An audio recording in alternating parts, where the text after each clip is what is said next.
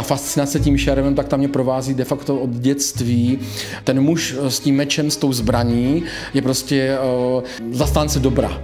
Ochraňuje ty ženy, ochraňuje svoji rodinu, tak staví se prostě s tím mečem jako ochránce. Na šermu mě baví ta fascinace tou dobou, tou historií, tím, že člověk může dávat najevo ty emoce a skrz duel. A duel vlastně je vrchol takové toho šlechtictví, té šlechtické kurtoazie a té cti.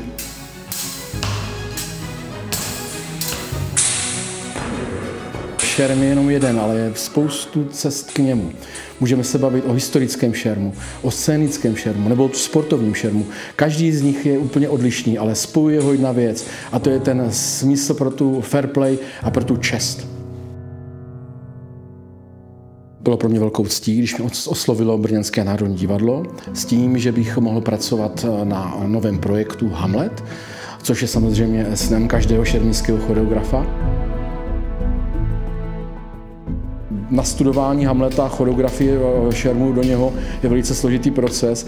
Je důležité vědět, jestli chceme od toho hledat estetičnost, anebo jestli dáme přednost nějaké dramatizaci. Já jsem zvolil tu variantu estetickou, to znamená, snažil jsem se herce vést tak, aby ten souboj vypadal pro diváka hezky, působivě, ale zároveň, aby byl samozřejmě bezpečný. Ale bylo také nutné dodržet nějaké dobové postupy, aby ta choreografie byla i dobová a působivá.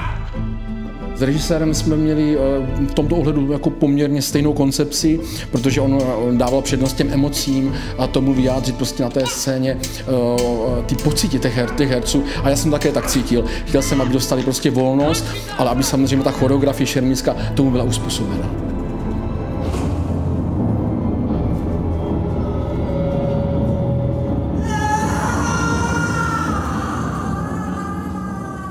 Šermická scéna je součástí 5. posledního dějství, kdy samozřejmě ta hra graduje.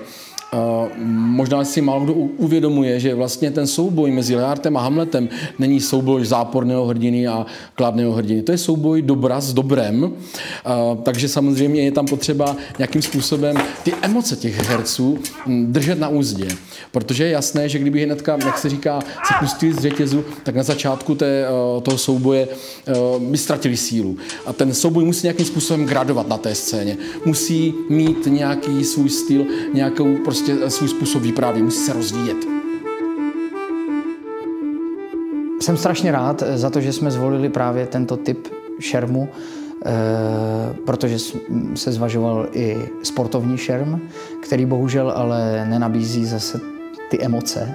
Je to zase další prvek, kterým je možné ukázat postavu Hamleta zase z úplně jiné strany. A je to fyzické. Vždycky, když přijde emoce dohromady s projevem těla, tak je to hrozně strhující a emotivní. Tak jak si myslím podle mýho názoru, že tanec v něčem je třeba dál než činohra. Chováním herce a těla v prostoru se dokáže dostat do mnohem jakoby podprahovějších rovin než to činoherní herectví, tak to v sobě vlastně ten šerm taky trochu má.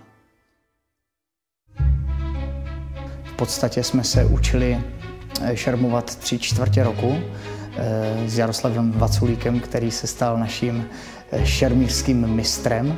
Jsme začínali tím, že jsme stavěli postavení těla ve střehu, ve srazu, říkali jsme si celou terminologii krytů, takže tím jsme si prošli vlastně celou takovou, řekl bych, abecedou šermu. Myslím si, že Jarek Vaculík je trpělivý mistr. On žije šermem, řekl bych, skoro dennodenně, taky má svou vlastní školu, tak pro něj některé naše pohyby musely být úplně nepochopitelné, proč se prostě takhle chováme, ale byl k nám strašně trpělivý a měl jsem i takový pocit, že se snažil nám sdělit něco, co je vlastně jakoby gro toho šermu. Něco, co je i trochu z historie, co ho samotného na tom fascinuje.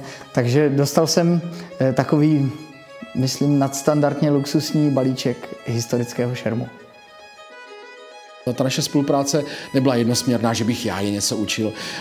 Byla to prostě kreativní spolupráce s obou stran. I oni měli prostě své myšlenky, své nápady a chtěli mě nějakým způsobem ukázat, jak to vidí oni. A když člověk jako naslouchá i těm hercům, tak zjistí, že potom ten výsledný proces je mnohem snazší a mnohem lepší. Jmenuji se Jarek Vaculík a jsem mistr šermu.